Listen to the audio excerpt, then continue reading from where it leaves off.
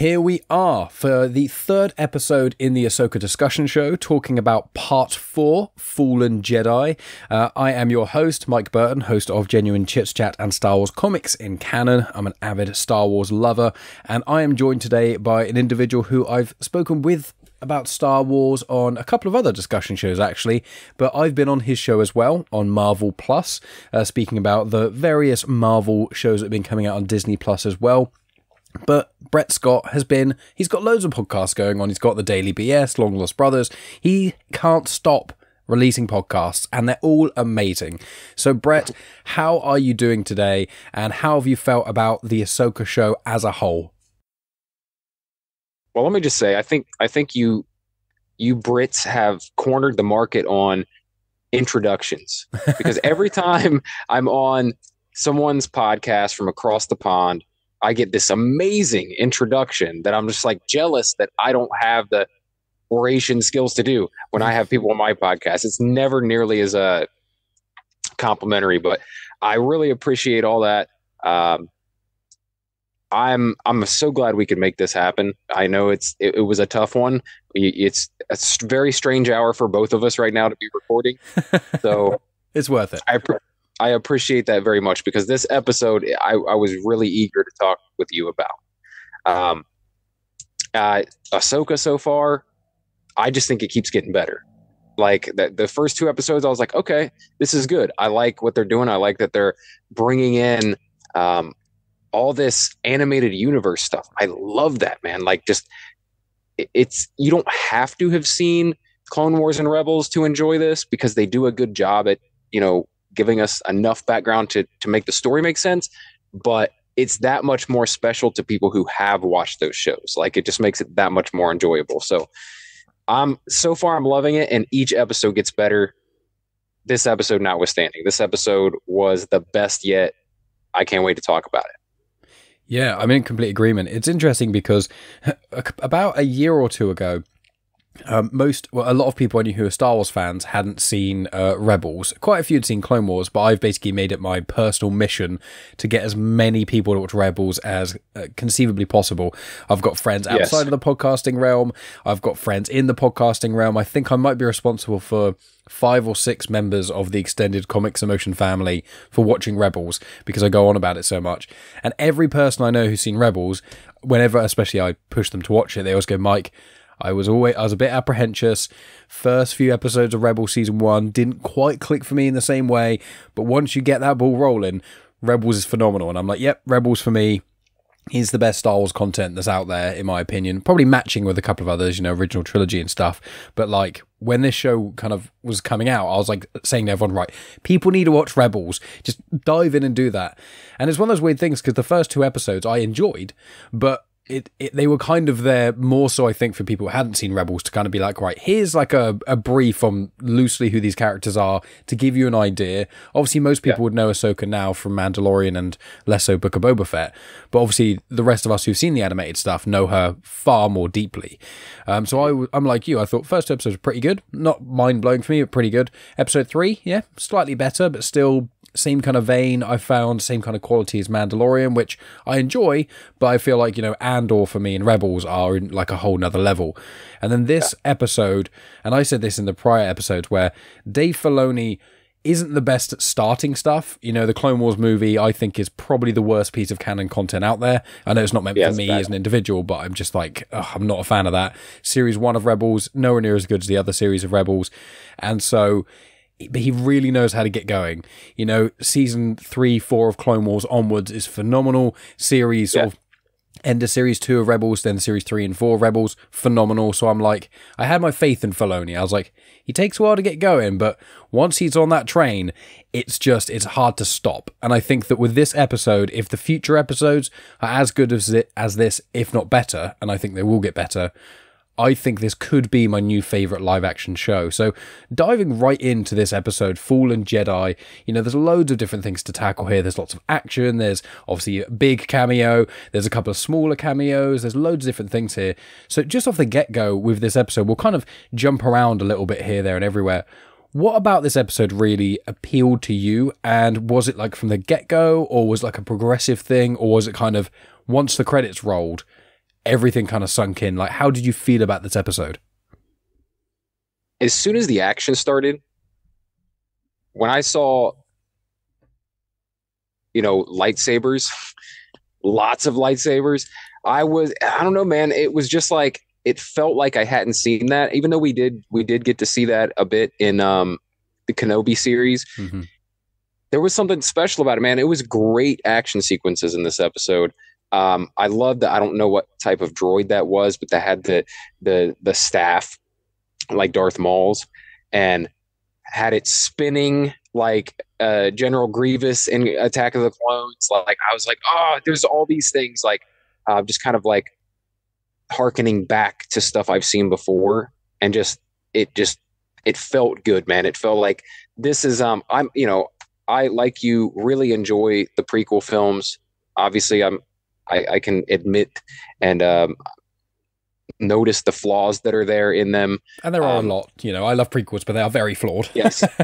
Yes. But I have a special place in my heart for the prequels. I absolutely love them. And just seeing that stuff kind of just made me feel like, I don't know, because I was a teenager when they came out. It took me back a little bit. And I always thought that, I remember watching the prequel films and thinking like, man, lightsabers look so much cooler now, like than the original trilogy. You know what I mean? Like it, and then when we got animated stuff, and they could do some awesome stuff with lightsaber battles in the Clone Wars and then in Rebels, and seeing that in live action here with those characters was like, it was awesome. It was awesome. So as soon as that action started, as soon as, I think it was probably when Ahsoka was outside the ship and she was just kind of staring off into the forest and like anticipating something, maybe sensing something. Then she goes back in, and then, the droid is attacked by another droid. We got like a droid fisticuffs in this episode. I loved that bit. I know, me too. I was like, I don't know. Have I ever seen this? Have I ever seen just a droid on droid? I don't know. But that was cool. Once Ahsoka and Sabine took off into the forest and ran into adversaries, that was it for me. I'm like, okay, this so far, best episode yet, and it only got better from there. Like, the action didn't stop from there to the end. So yeah, I would say at the beginning it was just like the other episodes, starting off, warming up, but once the lightsabers came out, it was on. I loved it from there on. Yeah, because there are three sort of different lightsaber battles. You've got Ahsoka with Marok to begin with, and you had Shin Hati with Sabine, and then obviously that kind of all happens, that interaction happens, and then you get Ahsoka and Baylan Skoll. And, yep. I know a lot of people on the internet have been saying this, and I'm in complete agreement with them. Ray Stevenson, obviously rest in peace, but he was phenomenal. Like, Baylan Skoll is such an interesting character, and a lot of people are saying he's like the almost dark side equivalent of Qui-Gon Jinn. And for me, Qui-Gon Jinn is one of the best characters in the prequels. Liam Neeson kills that role, and every time he pops up, in or off or on screen, absolutely love it. So I thought the action set pieces were amazing, and I want to say that I think in the last episode, myself and Math were talking about predictions for Marok, and I'm fairly certain I said, I don't think he's going to be anything interesting. I think he's just going to be a baddie who gets killed immediately, and I was right. So I'm happy about that. But with the action scenes, before we delve into the story a little bit, like, I first of all, I'm with you, but the prequels, I think, have the best action scenes for the most part. I think that mainly the lightsaber battles, some people think they're a bit overdone. I personally don't. I love that crazy stuff. And I think that with the lightsaber battles in this, we got three different ones. We got a very samurai style with Ahsoka and Marok. We got kind of I really like watching people who are less experienced with lightsabers fighting, which is what I feel when it's Sabine and Shin Hati as well. Yeah. And then you get, two masters essentially with Baylan and Ahsoka. So I loved all three of those. And Marok's death was interesting. I've watched it twice now, because I watched the episode by myself and then I watched it with Megan. And when he dies, like, this dark side energy or something kind of shoots out of him and he screams, and there's no explanation. So I was like, Okay, so of those three, did you have a preference of those three lightsaber fights? Like, what did you think of the action specifically? Um, I don't know. I liked the final Ahsoka and Balin one probably the most, but it. You know what was really cool is just seeing Sabine in her Mandalorian armor with a lightsaber. Like that was, I was like, okay, this is cool, man. Like you don't get to see it often like that. Like there's not a lot of Mandalorian Jedi's in training, so it was pretty damn cool to see the helmet juxtaposed with the lightsaber. But fight wise, I think I got to go Ahsoka and Balin. I was a little surprised about. I guess it was kind of like a sucker punch in a way what he did to her, but it seemed you were talking about like people who were more inexperienced. The way he was fighting, some of it seemed a little like inexperienced. Maybe it was just frustration, but the way he was just like hammering at Ahsoka with his lightsaber, I was like, huh, seems like he's a little, I don't know if he's just like, but he's overdoing it. Like he's really trying to do her in. And then that's kind of what pushes her over the edge at the end is like one final, just like lashing, but a surprise attack really, because she basically, he acted as if he was going to back off because he was being threatened with the map being destroyed. And then one last swipe and takes her out. So I think that's got to be my favorite of the three. Mm. Yeah, I think with Balin, I think it's kind of like I've got a few ideas of what his style could have been, and I think one of them, Angry Andy, who's been on some of the Star Wars discussion shows and things, he described Balin as like an old school almost knight of the round table with like a long sword, so really like heavy hits and things. Gotcha. And also I think because he's a dark side user as well, he kind of uses that anger, and he was not necessarily trying to beat Ahsoka. I think he was just trying to kind of stop her getting to the map. So it was more so big swings, trying to stop that. And also a thought of mine, like, depending on how it goes in the show, I would love to see, either flashbacks of Balin and Shin, or maybe a comic or a book or something explaining, how they got, how Balin Skull got through Order 66, and then how he found Shin, that sort of stuff. But I do wonder, like, I think people often forget, and I myself do this as well, is lightsaber battles, although we as fans love them and we see them quite a lot, in the Star Wars universe, they don't actually happen that often. Sort of in Legends, They did quite a lot, when the Jedi and Sith Wars happened. But in canon, the prequel era Jedi were like at peace for, like 1,000 years. So they only really fought with lightsabers together ceremoniously.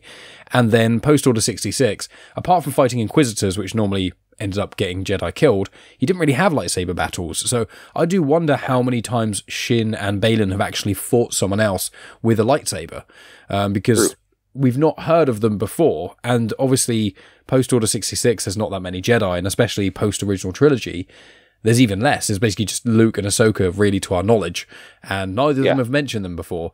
So it is an interesting one. So what did you think, like, story-wise, like where this plot was going, with obviously the map stuff, and obviously, Ahsoka burned her hand, which I thought was a good plot device of showing how she could be unbalanced in the battle. Like, of the way this plot kind of went, and the map and all that sort of stuff, what were your thoughts of how the events of this episode all unfolded? Just the overall story for this series is kind of interesting. I feel like sometimes I feel like with these stories that are like prequels to something else, you wonder how much they can do, right? It's almost like, I don't know. I feel like we've had this discussion before about prequel stuff, but how much can they really do without upsetting what has already been foretold to happen in the future? So can they really bring Thrawn back into the fold and have him be a big player going forward? Like, is that a real worry that we have as fans watching this? You never know. Like, maybe he did have a big role in getting us to where we found the First Order and everything that was going on in the beginning of Force Awakens. Like, how did we get to that point? That's kind of what we're seeing with all these series that are in between, right? Like, how did we get to the point where the First Order had kind of come to power again and build up this army? How did the Empire make this comeback? Like, because it didn't make a lot of sense when you saw Force Awakens. You're like, how do they build back up without, the Republic knowing what was going on? How did they not notice this happening? It's building of all these ships, and they explained it in their own way by the end of that series. But I like the idea of bringing Thrawn into live action. It's something I've wanted to see for a long time. So I hope that we get. I think we'll at least get to see him. I don't know if he gets into the galaxy. Like, I don't know if he gets out of wherever he's at. I don't know if that happens or if they stop him from even coming back. I also like that this idea that Ezra could possibly be there as well. And that's something I was going to ask you about, because I know this is blasphemy, but I have not finished Rebels. I'm actually going back right now and watching it. So the first episode of this series kind of ruined Rebels for me, because I didn't know how it ended with Ezra. But you're right. It was definitely set up for people who didn't know that. And I was one of them.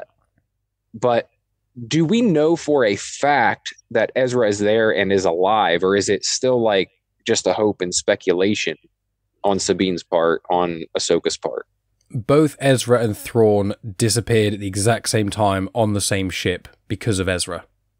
So the assumption would be whatever happened to Thrawn happened to Ezra. But it's been approximately from the series 4 finale of Rebels is approximately 10 years before this. So 10 or so years have passed of Thrawn and Ezra being gone, in essence. And that transmission is something that he sends out right at the end of Rebels before he does the thing he does. But it's all to do with Purrgil, the space whales. Interesting. I wonder, like, when we do discover them, how much could have happened in the 10 years between them? Mm-hmm. Like with no other Jedi around, with no other allies around for either of them, what happens? That's interesting. I also keep forgetting that I think this series is 8 episodes, right? Yeah. I keep in my head I keep thinking there's 6. I'm like, oh, we're over halfway. No, there's still a lot of story left to unfold. So I'm really interested to see, for one, how anyone else ends up following them, because obviously the map was destroyed after they got the coordinates. I think that Ahsoka burning her hand was more than just her kind of being incapacitated or handicapped for that fight. I think somehow that burning of her hand with that map is going to play into how they end up finding their way there. I don't know if it's like there's some weird imprint on her hand. I hadn't thought of that. Wow. Because how else would they? Like, there's no other map. It obviously took a while to like get the coordinates and then have them like integrated into the system to lay out a course. So there has to be some sort of copy or imprint or something. So I was thinking like, oh, well, it's probably gonna like burn a symbol or something into her hand that can be translated. But then I was like, I don't know, because what could burn into her hand that could replicate what we saw was this like map. But maybe it did something where, I mean, she's a Jedi, a powerful Jedi. Maybe it somehow imprinted onto her memory or onto her psyche. I don't know. But maybe that's how, like, something about that, her grabbing that and being burned by it, I feel like it is how they end up finding their way there. I know it sounds far fetched, but what else is there? Like, what other connection to the map is there? Yeah, because I've considered this as well. I think there's only really three options, and the option that you've just said is one of the new options I hadn't even considered. It's a very interesting point. One of the other options would be Sabine goes off, finds Ezra, and they somehow like scrappily get back somehow, and in doing that, they manage to bring back some information and are like, Thrawn's going to be here in 5 days. We either need to go there and stop him, or he's going to enter at this point, and we all need to be ready for him. Yeah. There's obviously the ending of this episode as well, which is probably going to link into that. Or there's in Rebels with the Purrgil. How far in Rebels did you get? I know this does inadvertently spoil Rebels, but I don't want to overly spoil Rebels for you. But how far through Rebels did you get? So I can't even recall a lot of the details. I generally know what happens in the series, but I would say, like when I was looking at my Disney Plus episodes, it said that I was several episodes into season 3. Oh, so maybe halfway through season 3. But I don't remember, man. It's at least been a couple years since I watched it. So yeah, you got a lot to go. Because with the Purrgil, I think they get introduced briefly in series 2, but it might be series 3. But essentially, they're obviously giant space whales, but they can travel through hyperspace, and they are a key factor in what happened to Thrawn and Ezra.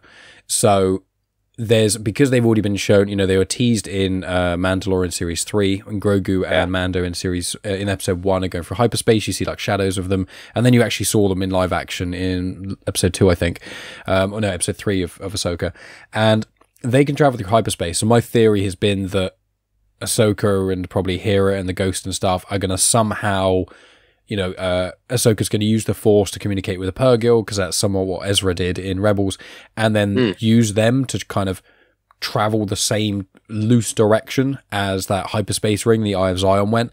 It's interesting because it's weird with this, because as you say, like, it is technically a prequel, because this is 5 years after Return of the Jedi, so it's 25 years before the sequel trilogy. Thereabouts, the timelines of Star Wars, they normally let stories play out, and then afterwards they go, okay, well, this was actually here, and this was actually here.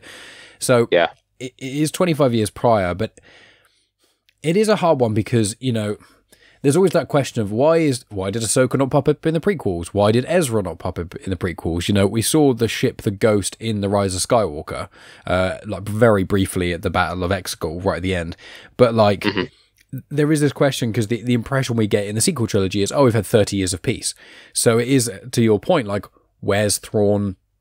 Does he come back? Is there like a side small skirmish that happened? Do they prevent him? Like, what is it going to be? Or is it just going to be one of those things where a big battle does happen, but the New Republic don't want to admit that all that happened because of their arrogance, so they brush it under the carpet, so by the time of The Force Awakens, a couple decades later, they're not even really acknowledging that. There's lots of layers where it can go, but that's the thing with prequels. I'm always, as much as I love the prequel trilogy and these sort of things, it does somewhat stifle where the plot can go to a degree. We know for a fact Thrawn's not going to win and take over the galaxy, or if he did, it would be for such a tiny amount of time, it would not, kind of impact the greater universe. But it is interesting. I am intrigued to see where this is going to go. I'm just looking at my notes, and there's so many different elements that I could talk about. I know we're going kind of back and forth, but I will mention with Huyang, the droid voiced by David Tennant.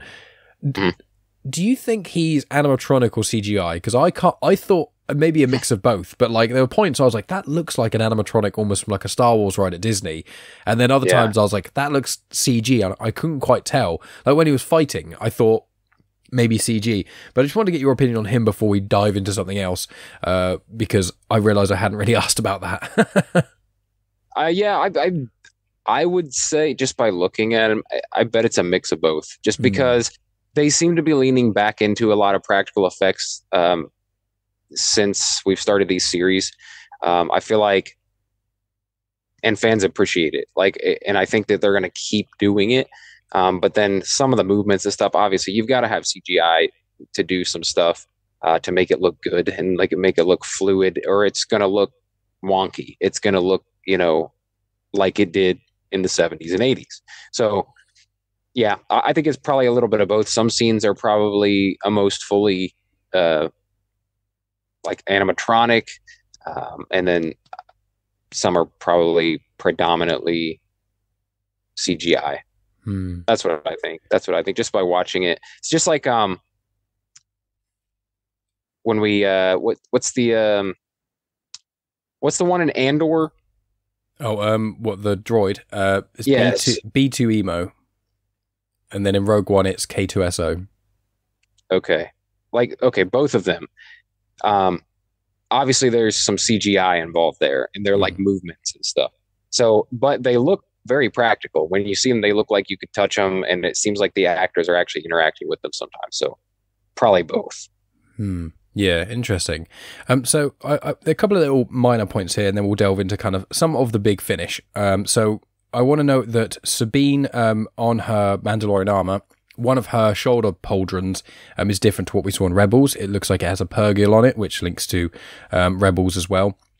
And then, yeah, there's lots of little threads and things. And, you know, with that in mind, I'm really interested to hear, like, what did you think of as we kind of get to the end? So obviously, you know, Ahsoka gets hit off the cliff. Sabine's betrayal, in essence, you know, because when I was watching it with Megan, she didn't like that. Megan didn't feel that matched with Sabine's character. Now, I personally did. There are certain episodes in Rebels, I think Series 3, which you may not have seen, but there's a couple episodes called Trials of the Darksaber, and it's all about Sabine training with the Darksaber and her with Kanan and learning certain things. And she's quite stubborn, and she does try, but she's fairly quick to kind of give up, or, you know, not to downplay a character, but kind of strop a little bit. So I think that was consistent, but like in Sabine's position, if you've just watched, you know, your master get kicked off a cliff essentially, and you don't know if they're alive, plus you've got this guy here, it's like, you know, I think she knew that if she destroyed the map, she's going to die. Like, there's no chance she's going to live. So it's kind of like self-preservation and also trying to save Ezra. So what did you think of her, you know, giving the orb to Baylan? And then from there, what do you think of the scene of her going onto the Eye of Zion and kind of the crescendo, excluding the Ahsoka part? We'll get to that in a second, but the Sabine kind of wrap-up part. I thought it was very Star Wars. Like, very Star Wars. That'd be like seduced by this person from the dark side, playing on the things that you care about most. Like, it was Palpatine and Anakin, right? Like, it was, you know, if you want this, if you want to save this person, you have to ally yourself with me. That's the only way to do it. It was exactly that. Like, he said, I know you want to save your friend. I need to get to this place. We both have that mutual goal. Let's do it together. Do it together. I get my map. You get your friend back. And yeah, it felt like classic Star Wars mythology, man. Like being seduced by the dark side, playing on your, pulling at the heartstrings and playing on your weaknesses, which is, you know, her relationship with Ezra. That's what she's in this for the most. Like, I think way more than stopping Thrawn from returning or anything. It's all about finding Ezra. So I don't know, it worked for me. And the fact that Ahsoka, you know, she's very steadfast in her belief that, like, you know, we got to do what the right thing is here. And the bigger picture is we cannot let Thrawn get here, even if that means never finding Ezra. And you could see, even when she said that to Sabine, like, you could see Sabine's not quite all the way on board with that idea. She's like, okay. So it felt great, man. I think it was exactly what would play out in real life. As you said, her master was just killed. She's not nearly as experienced or skilled. So, like, what were her options? And I think even more than self-preservation, it really was to get to Ezra. Yeah, what else has she got left, really, at this point? Like, apart from the friendship with Hera, it's like... And Baylan, like, played on that as well. He's like, your family is gone. You don't have anyone left. The only person you might have left is this person that I can take you to. And so, of course she did it. I mean, obviously she had another option, and it would have worked too, but it's so much more interesting this way. Mm-hmm. And I want to delve deep a little bit into your thoughts on the two antagonists with the blood orange lightsabers that myself, Math, and Dave jokingly called the Blood Orange Boys, or the Blood Orange Bunch, which is Shin and yeah, it's Shin and Baylan. So what do you think of these two as characters, both portrayals on screen by the actors, and also like them as a presence? So I'm a little like confused as to what exactly they are, because they don't really feel quite like Sith. They're like this in between, like wannabe Sith. Like Baylan was obviously a Jedi. And at some point along the way, he's chosen to go after, I don't know what, power, or like something seduced him to like be allied with these people that he's never been alive. Like, was it self-preservation in the beginning? Probably. And then, became this quest for power. And then like the allure of the Sith is that, right? Like power. So little confused as to exactly what they are, but clearly it's the setup of a Sith. Like it's one master, one apprentice, the rule of two. And I like them. They remind me of, like, I've read probably not nearly as many as you have, but like I've read quite a few like Old Republic Star Wars books and stuff of like the Sith Order and Sith training and all this stuff. And like it felt like a pretty typical master apprentice Sith relationship. Where we might even see her turn on him at some point in this series. That would be true to form, right, for a Sith story. But overall, I like them. I think that they're a good representation of like those characters that I'm used to seeing as Sith. Mm-hmm. Yeah, I quite like them for different reasons. I think both the characters are compelling, and I'm very intrigued to see where they go. And it is interesting thinking what they are, because I think my general theory is that Baylan was a Jedi. He survived Order 66, and then, as you kind of said, just to survive, he probably had to do some stuff that wasn't very Jedi-like just to survive. And there've been examples of that in canon and in Legends of like Jedi kind of towing the dark path just to be able to survive through Order 66. And so I wonder if that kind of happened, and maybe he found Shin at some point. I don't know if she was... I think she seems to only be about 16, 17, so she, in theory, would have been born after Order 66, whereas obviously he knew of Anakin, so clearly he was alive at that time. And at this point, to remind our lovely listeners, this is 9 years after A New Hope, and A New Hope is 19 years after Order 66. So this is 28 years after Order 66, after the Clone Wars ended and things, which obviously is quite a long time. She's almost certainly not 28 onwards. So I am interested to see where that goes. And I think where their lightsabers are like deemed as blood orange, it's like, in canon, the way that lightsabers are read is that they bleed the crystal. Sometimes they do it, they pick up a crystal and specifically choose to. And there have been other examples where someone is just so consumed by the dark side while holding their lightsaber or holding their crystal, it kind of taints it. And where theirs isn't a full red, I wonder, I heard a theory online by, I think, of someone on social media somewhere, where they were thinking maybe they started off as like trying to be good, and then they just kept doing more and more bad actions, and then it just slowly tainted the color of their crystals, which I do quite like that idea. And like for me in this show, although I'm interested by Thrawn and Ezra and the kind of Rebels connections, for me personally, I think Baylan and Shin are the two most interesting parts for me, because they feel the most fresh. They feel, although there's a degree of, are they aligned with the Sith, like what's their dark side stuff, with Ahsoka and all that stuff with Thrawn, like we kind of know loosely where that's going to go just because of the sequels. And I assume that because Baylan and Shin aren't in the sequels as well, we can somewhat tell their fate. But I'm just really intrigued. Like in canon at the moment, we just have such a lack of dark side stuff.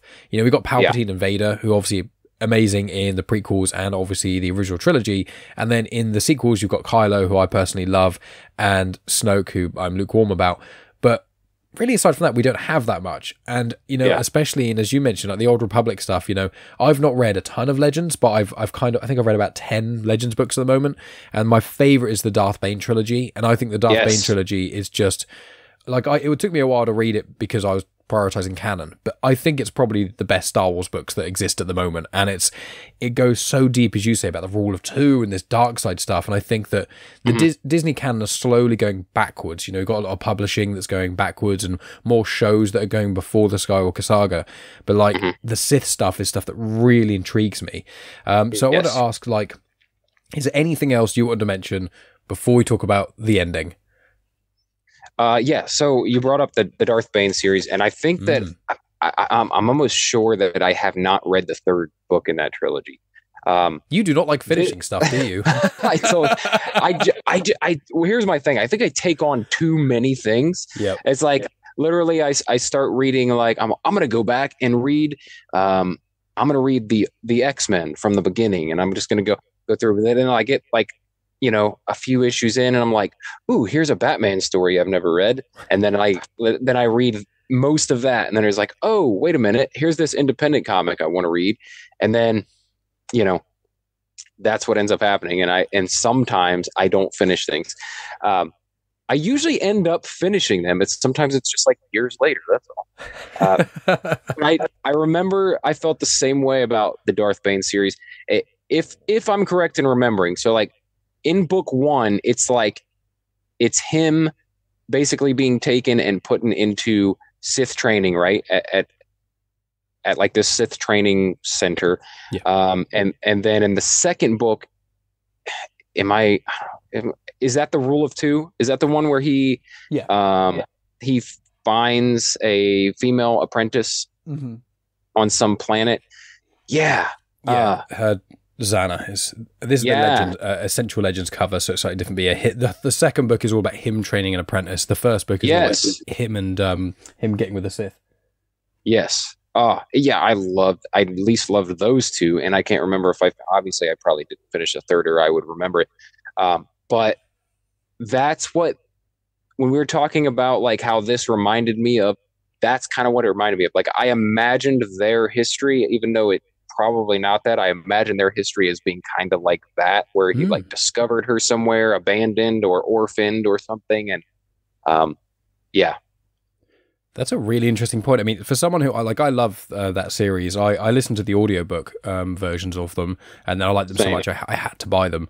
And so, you know, I read those and I was like, this is absolutely phenomenal. And I hadn't even made the connection. Like, for someone who hasn't finished the books, you're very perceptive on that, because Shin is a young woman with blonde hair or white hair, and Bane / Baylan Skoll as well. I mean, Bane, Baylan Skoll, not dissimilar names there. And also, you know, bigger, more power. You know, Bane was known as just such a force. He was just like a tank. And he was this big, foreboding power. That was like his pure thing. And Baylan Skoll, it shows that he is, with his fight with Ahsoka, he may not be the most technically agile fighter, but from the sheer weight behind his blows, you know, you could see, especially after she wounded her hand, like she was struggling to even keep her, like he was hitting her and she was like holding the lightsaber up and like being pushed back by his sheer power. So I'd never even thought of connections to Darth Bane, but now that you've said that, that's a really interesting point, Brett, and that's even more exciting. So it's definitely a very, very good very interesting point there.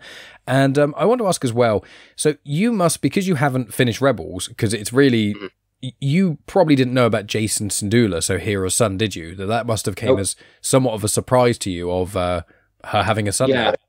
Yeah, but I actually, when watching the episode, I was like, I bet you this has been explained somewhere. Like I you know, they didn't just spring this on it, but they made it seem there was something about, does he end up, do we know if he ends up being something later in life? We have no idea. Okay, because in Rebels, there's literally like 12 seconds, if that, of him, and it's right at the end of the season of Rebels. Interesting. So I know a tiny amount more than you do. Interesting, because she made this comment, And I wondered if it was like kind of an inside joke for people who knew better than I did. Or maybe it'll come into play later. But the joke she made was like, well, when you're a general, then you can defy orders as well. And I'd wondered, like, does he become a general at some point? And is that like a call forward to that? But no, interesting.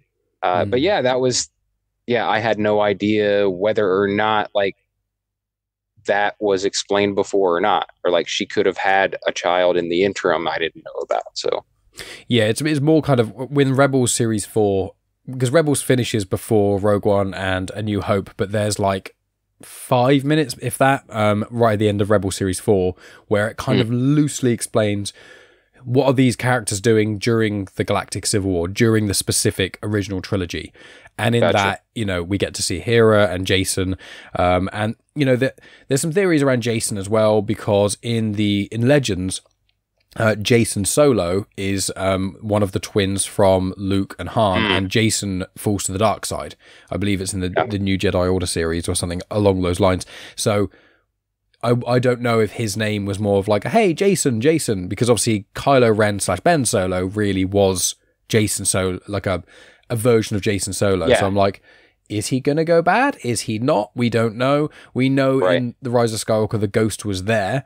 I know the novelization of Disney era Star Wars films, they're like the extended editions. So a lot of them have got like additional scenes, which are canon and stuff. But with all the Star Wars content to read, me personally, I'm like, I don't really want to spend 16 hours listening to an audiobook where 14 hours of it is on screen, for those extra nuggets. Yeah. But I know that the ghost, obviously we see it in Rise of Skywalker. I think there's like one line maybe in there, but I can't remember if Hera's there or not. But like, what have you thought? What do you think of Hera? Because I think Sabine, her on-screen portrayal is really, really close to what we see in Rebels.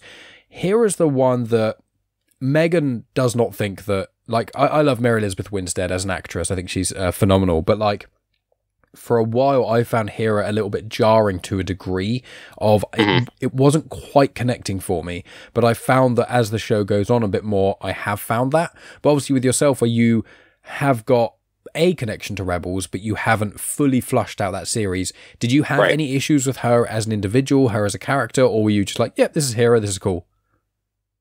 Not really, but I do feel like in this episode, I see why you could see that she kind of came more into her own as that character, because she's acting like a rebel in this episode. She's breaking away and doing something she's not supposed to be doing, taking the ship and going to help, even though she's been told that they're not going to help. And even though she told them they would not be helping, she changed her mind and took off. So I didn't run into anything, but like I said, like you said, I wasn't as closely connected with the character. I hadn't watched the show in a couple years, so it wasn't jarring for me.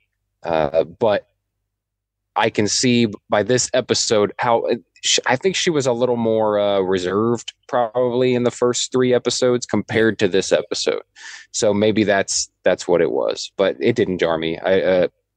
I'm digging who she is right now. So I'm liking it. I am liking it a lot more too. So we'll delve into, there's the finale. So the very, very last scene. So because, well, I'm not going to say anything. I want you to tell me your theories, because I know what's going on, but I think only people who've finished Rebels really know what's going on at the end of this. Okay. So I won't spoil it fully for you, because I do want you to rewatch Rebels and still get a lot from it. But what did you think personally, as someone who hasn't seen what's gone on in this episode before? What did you think of what happened with Ahsoka?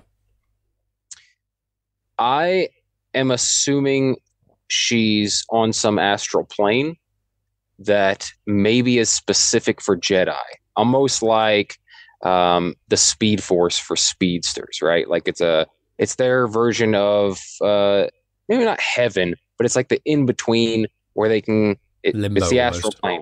Yeah, and they can communicate with the afterlife, but they're not quite dead yet. Obviously, Ahsoka's not dead; it's her series, so like we know that she's not dead, but she's disembodied somehow. I was actually really surprised, because at the end, when they like panned to the cliff, I thought for sure they're going to show her hanging onto the side of the cliff, or that's what I thought. something like that. But you're like, oh, she's just not there at all. So I don't know where her body is. I'm you know, with the way that Jedi disappear when they're cut down, maybe her body is actually there as well. I don't know. So I don't know. You tell me what is it? Well, I was going to say I loved the transition, like visually, and I will say the I forgot to mention at the start two elements, which is this episode was directed by Peter Ramsey. He also directed the Spider-Verse movie, the first one, which I think both Spider-Verse movies are absolutely phenomenal. Yes. Both the first and second, pretty much equally for different reasons. So hats off to him. And he also directed the episode 5 of Mandalorian series 3, which is the pirate episode, which I think is one of the highlights of series 3 as well. So very good. I feel like this episode as a whole has been the best directed episode. Like, as I said, the premiere I thought was good, but I didn't think it blew me out the water. Thought the prior episode again was good, but still kind of felt like the middling of the Mando episodes, like nothing had really peaked. But then this episode, action amazing, all the dialogue feels really good, the shots are very, very good. There's a shot where Shin and Sabine, when Shin force push her into the wall, and I love the use of the Force in this, where Ahsoka used the Force, moves one of the droids in the way of the shots and throws it aside, and then she just, when she's fighting Baylan and she thinks that Shin has killed Sabine, she just lifts up Shin and just lobs her against the wall. Like all of the cinematography, which I know is not purely on the director, it's a lot of individuals involved, but I thought this has been the best directed episode of this show, and I think it's probably one of the best directed episodes of live actions thus far. So I want to make sure I mentioned that. And I also have to give my hat off. This part now is going to explain what you kind of saw. I have to give my hat off to my friend Thomas Rochester. He's part of the Reckless Rebellion podcast. I've had him on a couple of Star Wars discussion shows, and he's going to be on next week because he said to me, Episode 5 part 5 of the Ahsoka show is directed by Dave Filoni. So he said, I have a prediction that episode is going to feature about the world between worlds. Now, the world between worlds is an episode in Rebels, which is one of the best episodes, in my opinion, in all of Star Wars. It's very odd and weird and all forcey and stuff. Because obviously where you saw in Rebels, you finished series 2 where Ahsoka fights Vader and then you don't know what happens to her. The world between worlds explains it. And Ezra basically goes into the astral plane that you've described. I won't explain specifically how, but he goes in there and through one way or another, he manages to save Ahsoka. He manages to basically pull her out of the battle with Vader right before she would be killed and pulls her forward in time by like 2 years. So she's been in that. And in Clone Wars, there's an arc where she interacts with the Mortis gods. I won't specifically spoil what happens there because I know Math, who is a friend of mine who's obviously was on the last episode, he hasn't yet watched the Clone Wars, and I know a lot of people who are listening may not have seen all the animated stuff, so I'm trying not to spoil too much there, but she's got a lot of connections, Ahsoka, with otherworldly Force stuff. So where she is at the moment is a place called the World Between Worlds. We've only seen it once in Star Wars, and it's in canon and in that Rebels episode. It's very prominent in that episode, but it's really, really interesting. And it is kind of, as you say, it's like this plane between existence in a sense. It seems to be this, I think they're going to explain it quite a lot in the episode coming up, but it's like, this place where world between worlds, and it connects to different major parts in time. We don't know if an individual goes in there, it connects to major parts of their life. We don't know if there's portals that connect to just important elements of what the Force deems to be important. It's an interesting part and an interesting place, but she has been there before. And with Thomas Rochester, the reason I mention him is because he specifically said, Episode 5 is going to be World Between Worlds. And I said to him, I was like, I would love that, but it's too high concept. It's too weird. I love when Star Wars gets weird and crazy. It's like one of my favorite things about Star Wars, but usually that only really happens either in the books, comics, or in animation to a degree, because a lot of live action audiences, which is obviously the majority of Star Wars viewers, they don't necessarily like it when the Force goes really weird. They like things a little bit more understandable and a little bit more kind of clear to them. Yeah. So this place that she's in, Palpatine tried getting in there because he felt like if he could control the world between worlds, he would control the galaxy and all these major galactic events. Like, it's a sought after place that not a lot of people know about. And when she got in there before, she didn't die and end up there. She was pulled in there before. And when Ezra got in there, he entered something to get there. So I don't know if there's a portal to the World Between Worlds on that planet. I don't know if, because she's been there before and the connection to the Mortis gods in the Clone Wars, if she's kind of got almost like a resurrection pass. It's really, I don't know. It's a very bizarre thing, but, you know, with Series 4 of Rebels, and it's quite near the end as well, the World Between Worlds episode is one of the most important episodes in all of Rebels, and it is very weird. I love it. So I've kind of something to skated around bits and pieces of it. It gives me something to look forward to, for sure. I'm definitely, the way you've described like season 3 and 4 of Rebels has got me very excited. If nothing else, I hope this series inspires a lot more people to take the animation stuff, the animated series, seriously, and to go back and rewatch like I'm doing.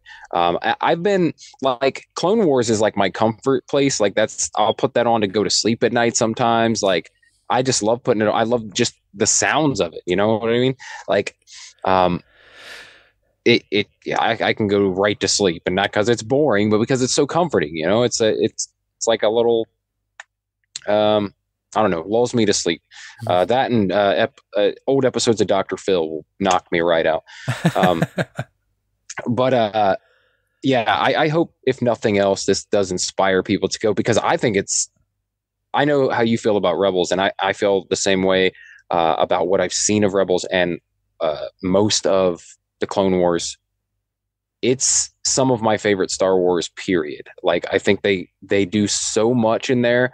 They go so deep into so many different things that we had never even known about before those series. And I think people could get like a much deeper appreciation for the universe by watching those series. Cause I definitely did. Like, I think I became a bigger Star Wars fan going through Clone Wars than I ever was having just seen the original trilogy and then the prequels. Like, watching Clone Wars gave me this whole, it was like, oh, there's so much more here than just these Jedi and this, you know, it's so much more than just the light side, the dark side, and what we've seen showcase Skywalkers.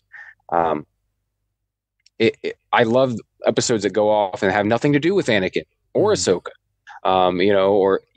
or we go off and we learn about the Night Sisters, and like, I love all that stuff. We get to see the surprise that Darth Maul is still alive and well with metal lower extremities. Like, it's so much happens in there that I think people have no idea, and it makes Star Wars so much more of a rich universe. So I hope that people do that. I hope that people go back and watch. Like, I think it will, because people want to know, like, well, who are these people that are in this series? Like, you know what I mean? I think it will give people, at least people who are like really into Star Wars. I don't feel like the general audience is going to go, I'm going to go back and watch this old cartoon, and really get some background. But I do feel like people who really love the Star Wars live action stuff and love these series that we've got so far will likely go back and watch it. I hope so. Mm-hmm. Yeah, it's a weird one, because I always say to people, although Clone Wars chronologically comes out first and it is an introduction to Ahsoka, I always say to people, watch Rebels first, because it's shorter, it's much more succinct, it's much more concise. Like, I think all 4 seasons of Rebels are good, and it just progressively gets better. And season 4 of Rebels, every single episode of series 4, minimum 8 out of 10. But most of them are 9 out of 10. And that's every episode. There's like 5 episodes there. I'd say 10 out of 10 perfect, like legitimately. And Clone Wars, I think, is brilliant, but I think Clone Wars movie is really weak. Series 1 of Clone Wars is quite a struggle. There's like 5 episodes in Series 1 of Clone Wars that are brilliant, but the rest of it is just a bit weak. And then Series 2 is like, yeah, this is better. It's still getting there. Series 3, big step up both in animation and story, but then Series 4, when Maul comes into it, it's so good. All the Maul stuff, as you mentioned in Clone Wars, is phenomenal. And it's one of those things when I was watching it with Megan, because I'm like you, like, I watched the main 6 movies because, you know, I grew up with the prequels. So for me, I saw Revenge of the Sith in the cinema, but I always grew up with the VHS tapes of the original trilogy and then Phantom Menace and Attack of the Clones. And so when I was watching the original films and stuff, I was like, yeah, I love Star Wars. This is great when I was young. And then, you know, games came out and stuff, and I really liked those. And then the Clone Wars movie came out 2007, I think. And I was like, nah, I'm kind of done with this now. And that was around the time Doctor Who got rebooted, because, you know, Doctor Who got rebooted 2005. Revenge of the Sith came out 2005. So I kind of just skewed off. And apart from playing a few Star Wars games, it kind of went quiet for me for a bit. And then when the sequels were announced... Can I say, that's why I did... That's probably why I did not watch the Clone Wars as it was coming out, is because I saw the Clone Wars film, and I was like, I mean, I bought it. I remember buying the DVD, like, Star Wars. And then watching it and going, okay, that was not great. Like, it felt like it could, you could have made, like, I'll give it this. It falls in line with like an episode or something of the Clone Wars. Like, if that had been an episode, fine. It was completely enjoyable. It was the first 3 or 4 episodes of Clone Wars, and they decided to release it theatrically to kind of give a bit more weight to it, which I think made sense for exposure. But I think that it was probably the wrong arc to do it in, because there's a Grievous episode in Series 1 called The Lair of Grievous, and that I stand by as one of the best episodes of Clone Wars, period. And that's in Series 1, and it's brutal. You know, you go to like Grievous's lair, or hence Lair of Grievous, and you got a couple of Jedi who kind of stumble upon it, and he finds them, and it's just him slaughtering them, and it's like, this is a kid's show. This is meant for like 7-year-olds. Lovely. But yeah, I think that's probably why I put it off until probably I bet I really got into Clone Wars a little bit before, maybe a couple of years before the sequel trilogy. Just anticipating and knowing that was coming on the horizon. I think I went and dove in, because one of my big things with Star Wars is that I always felt like there wasn't enough there compared to something like Star Trek that had like episode after episode after episode of, and so many different storylines and different crews and to follow, and like it just seemed so much deeper. And I didn't get into that either until like 2014, something like that. I had never really sat through any Star Trek, but like I think I was waiting between Star Wars films, and I was like, you know what? Let me just give this Star Trek thing a try. I felt like a traitor doing it, but like then I got really invested in it and ended up watching all of the series, like every iteration. And that's kind of what I did with Star Wars. And I think the Clone Wars was like the thing that showed me that like there's so much more than these movies, and a lot of it is so much better than these movies. To be honest, there's some really great stuff that they can do in animation, and supposedly just for kids, but man, it's some of the best storytelling there is in the entire franchise. I agree completely. And with me, like I watched, I'm trying to think, I didn't watch Clone Wars as it came out either. I said I watched the movie in the cinema when I was 13 or 14, and I was like, nope, I'm not into this. Sorry, Star Wars. See ya. I'll just play the games. And then, yeah, when I think it was for me as well, it was before the sequels got announced. I'm trying to think. Yeah, because I started watching Clone Wars on my lunch breaks at my first proper job after I left college and things, or it would be later high school over here. It's not your college is our university. I didn't go to university. I just went to college, which is after high school. But so I started watching at my lunch breaks at work when I was 18 or 19, so about 10 years ago. So it was, I think the sequels may have been announced, or there was rumblings, there was stuff going on in Star Wars. But I watched all the Clone Wars just on a lunch break, you know, because you can watch an episode or two in an hour. And so I was kind of doing that to try and get through, because I heard rumblings that the Clone Wars got really, really good. So I did that, and then I watched Rebels, I think, around the time, I think The Force Awakens came out, and then around that time I was like, oh, Star Wars is back, I'll get into this Rebels thing. So I'm fairly certain that's how it works. In my mind, I'm fairly certain I may have even watched Rebels first. I can't really remember, it was so many years ago now. But I always say to people, watch Rebels first. It's far more consistent, and especially because it connects with Ahsoka. And then the Clone Wars is really good, but it kind of serves its own thing. And I agree with you. I think that the series just adds so much more weight to Star Wars. And I always say to people, because most of my friends don't actually like Star Wars very much. My podcasting friends do, because I've pushed them into it, but like, I'll push some of them into watching Rebels and stuff more.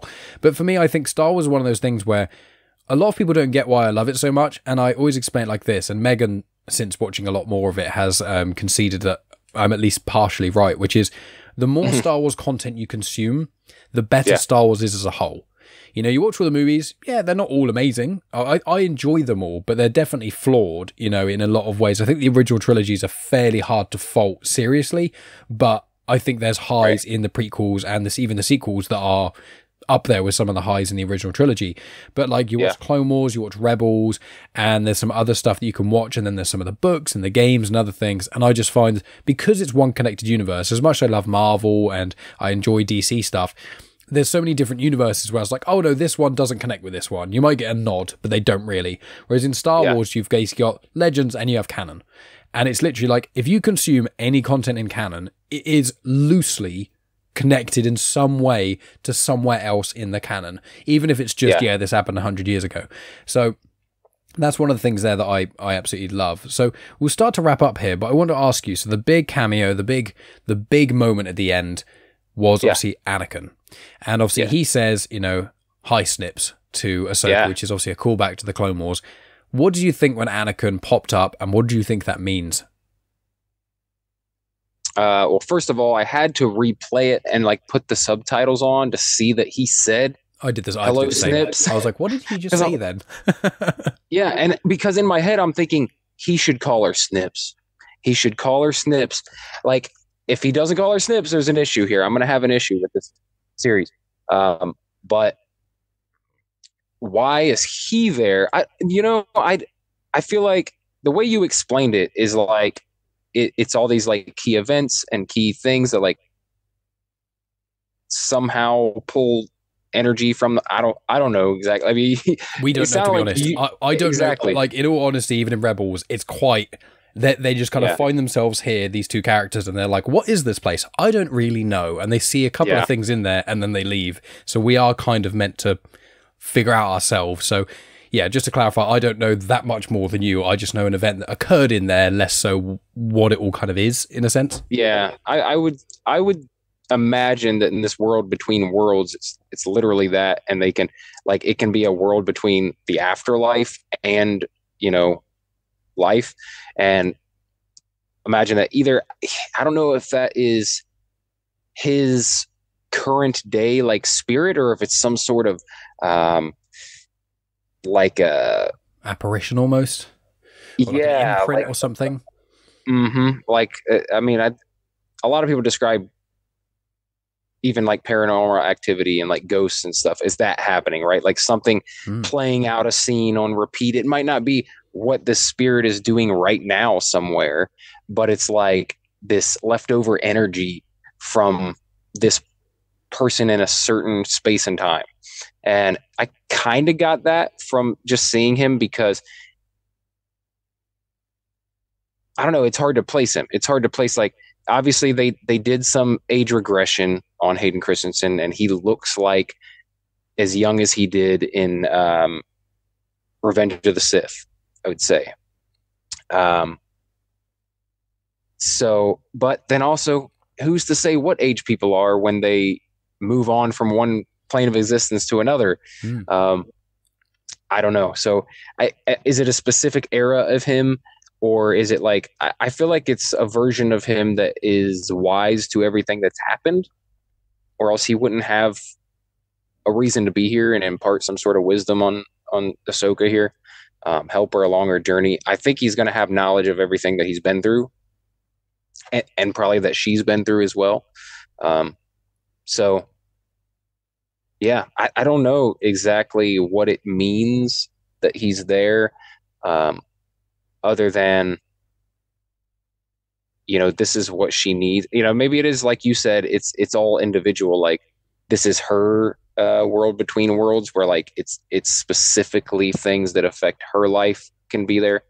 But I don't know. I'm pumped to see him, man. I know some people that weren't that intrigued by this series, but we'll definitely get on board knowing that Hayden Christensen popped up and will have probably like a key role in the next episode. Yeah, it's going to be interesting. One thing I've always wanted to see is I wanted a conversation with Ahsoka and Luke where Luke tells her that he brought Anakin back because, you know, she fights Vader in Rebels and she realizes can't bring him back, so she failed in that regard, or maybe she never could succeed. It was only Luke or maybe even Leia in an alternate universe who could have brought him back. It's only really his children that could have saved him because that's his kind of final connection to Padme. So I'm interested by that concept, but I feel like we may not ever get that interaction, or we might get it in like a book or a comic or something. But I would love to see a flashback on screen of when Ahsoka found out that Vader was brought back from the light, because when she speaks with Luke in Book of Boba Fett, which I don't know if that's set before or after this, the timeline of where this connects. Obviously, the Ahsoka series is definitely after Mandalorian Series 2 because of Morgan Elsbeth. Obviously, Ahsoka captures her, and then that's how kind of the series sort of starts. But there's like rumblings that, like, I think Favreau may have said in passing, like the Book of Boba Fett and Mando Series 3, there's no guarantee of how soon after that was. You know, I think Favreau at one point said it may have been a couple of years between Series 2 of Mando and Series 3 / Book of Boba Fett. So it's the timeline they haven't confirmed. I think it's probably a reason for that. I think they're going to finish all the story, and then once they've kind of finished everything, they'll go, okay, this was here, then this was here, then this was here. So but in any case, when Ahsoka interacts with Luke, she knows about Vader. She knows about, you know, Anakin, and she doesn't seem surprised at all. So I'm interested to see like that element of things. I feel like he is interesting, and it's going to be cool to see those two interact as well. I'm really, really excited for that. But I feel like in live action, exactly. But I feel like it's going to be more so. He's almost just someone to bounce her ideas off. Like, she's going to be like, where am I? What's happening here? What's going on with Thrawn? How do I solve this? And he's kind of just loosely going to give her some cryptic answers, maybe. And it's more so for her to kind of bounce ideas off in a way. Maybe it's a like just her conscience, really, that she's interacting with, and not specifically him. Like, but that's how it's appearing to her. It's like it's kind of like the Supreme Intelligence in the Captain Marvel film is like appears to them as it needs to for them to trust it. I don't know. Yeah, it is interesting. And I will say that in the Shadow of the Sith book, which is over here, by Adam Christopher, which is, in my view, one of the best books in the canon. It's very, very close to some legend stuff. Like, there's loads of dark side stuff in that. It's mental. And it's post Episode 6 with Luke and Lando. I think it's about halfway between Return of the Jedi and Force Awakens-ish. There's a young Kylo Ren in there, or Ben Solo, but I think he's a teenager. He's about 15-ish, and I think by the sequels he's 30. So I think it is really close in the middle. But in that, Luke has a interaction with Vader / Anakin as a Force ghost, and what it heavily alludes to, which solves this whole problem that people have with the special edition of the end of Return of the Jedi, is that a Force ghost can show themselves to a certain individual however they want. And there's a part in that book, which I won't spoil specifically why, but like something happens while Luke is speaking with this Force ghost, and you see that it turns from Anakin, young Anakin, to older Anakin that we saw in the pre-specialized editions of Return of the Jedi. Then you see it as like Vader as a Force ghost. Then it goes back to Anakin, so it kind of flickers when there's like some sort of disturbance. So I think that's very heavily insinuating that when you show yourself as someone as a Force ghost, that who they are. And there's a lot of indications in Return of the Jedi that only Luke and maybe Leia could even see Yoda, Obi-Wan, and Anakin there. Like, they weren't just everyone was partying on Endor, and then Wedge turns around and is like, oh my god, there's a ghost. It's like, the theory is that Force ghosts can choose who they show themselves to. So I do wonder if just the ethereal spirit of Anakin shows himself to Ahsoka in the way she would be most comfortable with, which would be his Clone Wars era time. So I'm very interested to see where it goes, and I'm very interested to see what they do with the World Between Worlds as such a high concept for fans that have never seen it before, never heard of it before, and have no concept of any of it. I'm very intrigued by that. So I want to ask, we'll have to wrap up in a second, but there's one little Easter egg I saw. I didn't see it in the show. Again, saw it on social media, so hats off to the Star Wars people on Twitter or X or whatever. But there's a photo of Kanan, or it seems to be Kanan, in the cockpit of the Ghost, which I quite like, which is just a nice little nod to Rebels. But is there anything else that we have not tackled that you want to mention about this episode or the series as a whole before we wrap up? I'm just pumped, man. I think the casting was really good for this series. I think they've done really good at casting live action, period. Like, I don't think I would have pegged Rosario Dawson originally to play Ahsoka, but like as soon as they cast her, I'm like, that's genius. Mm-hmm. That's genius casting. Like, she's in everything, but like this seems like a role that she should be playing. And I'm pumped to see it. Like it's like, what would a more mature version of Ahsoka be like? What would a years later Ahsoka appear as? And she still looks like young, vibrant Ahsoka. She's just like later on in life and with more experience and, you know, a life behind her that she's led. I think Rosario Dawson is amazing as Ahsoka. I enjoy Sabine's character, and I feel like I wanted to ask you about that. What do you think about the casting of the actress that plays Sabine as the character? Like, do you think that this version is true to form, kind of like we were discussing with Hera? Yeah, I think so. Yeah, Hera was a bit harder for me to kind of get on board with, but I think I am warming to her. But I think that, yeah, the actress, I think it's Natasha Liu Bordizzo, I think is the name of the actress. I'm just double checking to make sure I don't misquote. Natasha Liu Bordizzo, yeah, or Bordizzo, because it seems like an Italian surname. But yeah, I think she does a really good job as Sabine. I think that from episode 1 or part 1/2, I was pretty much immediately on board. I was like, yeah, this feels like Sabine. This looks like Sabine. Like, they've really nailed it. And I'm completely in agreement with you. I think Rosario Dawson is incredible at Ahsoka. I mean, Rosario Dawson is one of my favorite actors in the world. I absolutely adore her. Granted, I think recently she's been in a lot of stuff. Maybe too much. Yeah. Maybe a bit too much stuff, you know. But, you know, you got to hustle, so I respect that. But yeah, I think that when she gets a role that she's really invested in, and I think Ahsoka, she truly is invested in, and it really, when you hear her talk about her passion, and even when like Ahsoka was in Rebels, when the series 2 finale of Rebels, where she fights Vader, and then for 2 odd years, we had no idea what happened to her. I don't know if it was Disney were just this far ahead, but Rosario Dawson put out a tweet saying #Ahsoka lives. And it's like, that was 7 years ago, I think. And I'm like, she may have been cast by that point. I don't know. But even if she was or wasn't, like, she didn't have to put that tweet out. Like, so I feel like she genuinely watched Star Wars and she genuinely was invested in that character. So I feel like, and Rosario Dawson seems like a really genuine person. And when I was at Star Wars Celebration this year, when she was there, you see interviews with her and she's so happy. Like, she's so excited because Star Wars means so much to so many different people for so many different reasons. You know, Bryce Dallas Howard, you know, phenomenal actress, great director. Some of the best episodes of Mando were directed by her. And also her dad, obviously Ron Howard, made Star Wars Solo a Star Wars story.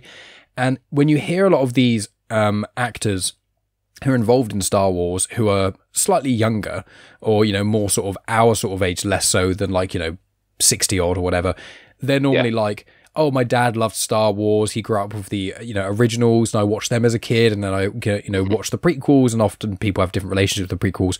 But generally, even like Lizzo in Mando Series 3, which I personally didn't really have an issue with, she said her dad always loved Star Wars. Star Wars is big in her family. She's always had that connection there. So I think almost everyone who is in Star Wars, most of them, there's a couple of exceptions, do have a connection to that.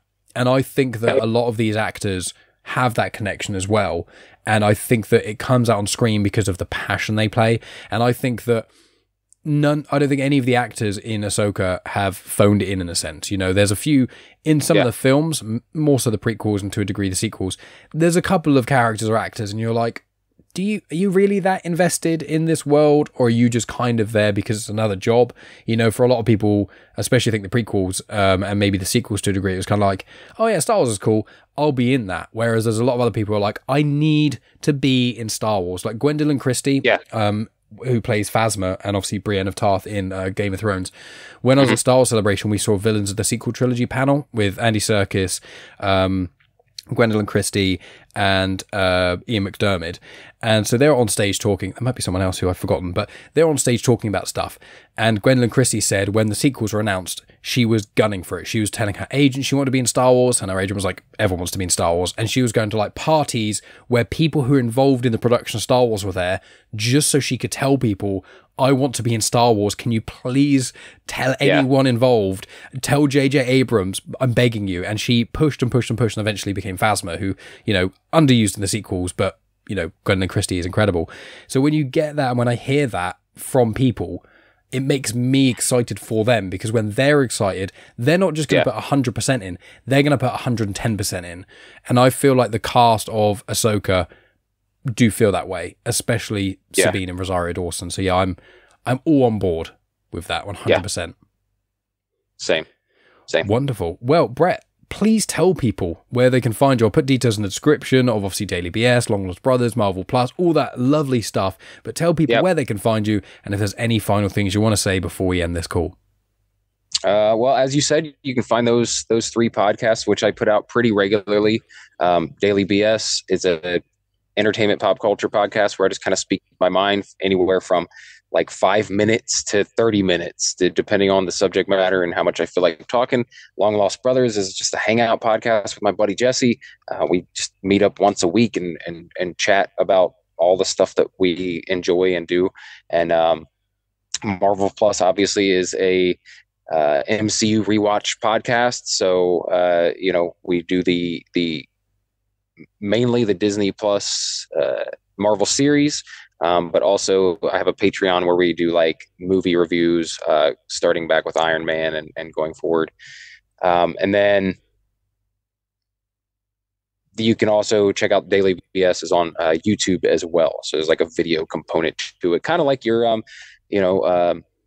Genuine Chit Chat channel. It's like you've got a video version for everyone. So that's what I do with Daily BS.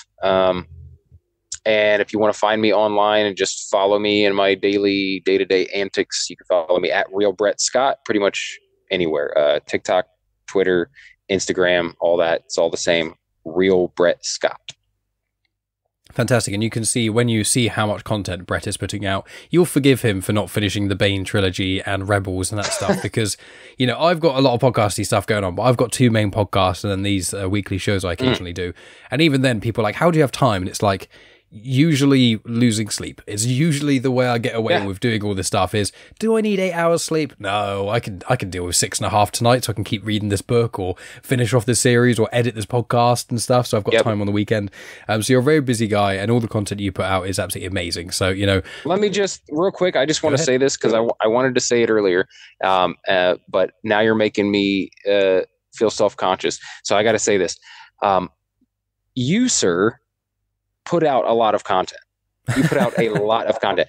So it's not only, I'm really impressed by your Patreon more than anything, because, you know, I'm impressed that you put so much into it, because, you know, people pay for that. People are paying for your content, and it's like, I have one as well, and you make me feel like crap compared to, like, I put out such little Patreon content that I feel like, you know, like, man, I'm taking advantage of these people, whereas you probably don't ever get that feeling, because you are putting out so much bonus content all the time. Like, you put out as much or more bonus content than you do your main podcast and stuff. And I really enjoy all the afterthoughts episodes with you and Megan. Those are my favorite to listen to, whether you're talking about some old movie from the 80s or something you just saw at the cinema.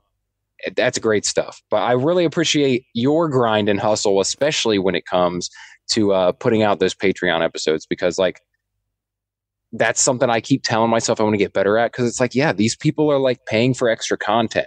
And, you know, I want to give them more than I am always. But I feel like you probably wouldn't run into that problem because you put out so much extra stuff, and I appreciate that. Well, thank you very much. Yeah, it was one of those things where when I put together a Patreon sort of thing, I thought, I have an idea, mainly it started because Megan, if we watch a film together and I say, what do you think of the film? She'll go, hated it was all right, or I loved it. And that's it. That's all I get. And I was like, it's funny with Megan, I love her to pieces for people who may not be aware, she's my fiance. And it's like, she'll say she doesn't have much of an opinion on something, and it happens on our Disney discussions as well that we do with Spider-Dan and Rhea. She's like, I don't really have an opinion. And they go on, just tell us a little bit more. And then she'll talk for like 10, 15 minutes about one thing. And it's her iconic is a Spider-Man 3 rant, which we put on the feed of Comics Emotion so everyone can listen to that. And it was just, she was like, I don't really want to talk about Spider-Man 3. And then she went off on one for like 20 minutes about how much she hated it. And it's like, the main reason I kind of started it, I was like, I want to talk with Megan about movies. And if I put a recorder in front of her, she's more kind of not quite putting on a show, but she knows she can't just give one word answers a bit. And so that's kind of where it sparked from. And then for me, it's joyous to be able to do because I get to talk with her about movies quite a bit. But I hugely appreciate what you said there, because I do try and make sure there's at least one episode a week with Patreon. And occasionally when I release, if either a guest cancels or I'm just really busy on the weekend and I can't release, a new episode of Genuine Chit Chat, so I just release something from Patreon from years ago, just so people who don't support me on, financially still get some degree of content. Or occasionally when I start these weekly discussion shows, the first episode I drop, I just put that on Star Wars Comics and Canon and on Genuine Chit Chat. And I'm like, it took a lot of organizing to do this. I can't then spend the entire weekend editing as well. So when I do that, I generally say to patrons, well, because you're supporting me, here's an extra episode. So I do try and release every week. There's an episode of Patreon as a bonus thing, which is usually somewhere between 10 and 30 minutes. If there's some content that I release on these main feeds that people already heard on Patreon, I try and release another episode for them. So I really appreciate you saying that. And I think it may have just released, but we did an Evil Dead 2 episode as well, which is like 20 something minutes long, which is really fun because Megan and I do not agree on many, many films. We'll watch a film and she's like, I hated it. And I'll be like, it's my favorite. And she's like, I don't understand you sometimes. And they're often the best ones is when we're conflicting there. So obviously your support, both, on social media, coming on these shows and saying these kind words is hugely appreciated. But your financial support means the absolute world to me. So I hugely appreciate all of that, Brett. And, it's always great chatting with you. So with people who are listening, so you can follow me on social media at Genuine Chit Chat on Instagram, Twitter, and on Facebook. If you're not already watching the video version of this, you can watch the video version on YouTube, youtube.com/Genuine Chit Chat. Subscribe there, like, favorite, share, all that sort of usual jazz. And then, as Brett said, you can support me on Patreon. So patreon.com/Genuine Chit Chat. You can give as little as £1 a month, which I think is like $1.50, and you will get instant access to over 180 episodes of Afterthoughts. That's Star Wars Legends book reviews on there, which I think there's 12 of, I think. Then there's a few canon reviews on there that I haven't released elsewhere, but the majority of them are myself and Megan reviewing stuff. Sometimes we went on a trip, and it's just 40 minutes of us chatting about a trip we went on. Sometimes it's live performances, so we've seen Book of Mormon or Avenue Q or the Great British Bake Off musical. And other times, as you say, it's like we go to the cinema and watch a film like Oppenheimer and Barbie and stuff. And other times we watch like classic films. So huge amount of content over there. And if you don't want to contribute financially, every month, you can give just a one-off donation to Ko-fi, ko-fi.com/Genuine Chit Chat. You give £1 over there, I'll send you a couple episodes of Afterthoughts. You give a few more than that, I'll send you even more. And if you have something specific you want, you just want to hear all the Star Wars ones, or you want to hear just me and Megan talking about trips or whatever, or you just want to say, I want as much audio as possible for £1, I'll send you the 2 longest episodes. That's perfectly fine.